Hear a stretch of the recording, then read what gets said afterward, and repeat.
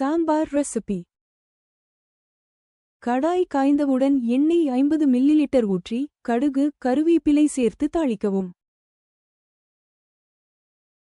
சிறிய வெங்காயம் 10 முதல் 15 வரை எண்ணெய் சேர்த்து தேவையான அளவு உப்பு சேர்த்து நன்கு வதக்கவும். 100 கிராம் துவரம் பருப்புடன் 4 சிறிய பல் பூண்டு, மஞ்சள் பொடி, உப்பு சேர்த்து தனியாக வேக வைக்கவும்.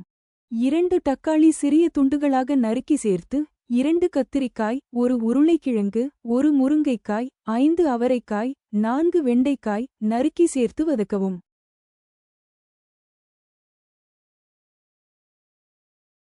காய்கறி நன்கு வதங்கியவுடன் 1/4 ஸ்பூன் மஞ்சள் தூள், 2 அரை ஸ்பூன் சாம்பார் பொடி, தேவையான அளவு காயப்பொடி சேர்த்து வதக்கவும்.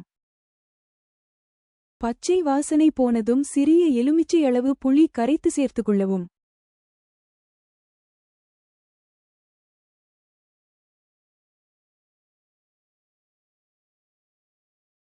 கொதி வந்தவுடன் பருப்பை சேர்த்துக் கொள்ளவும்.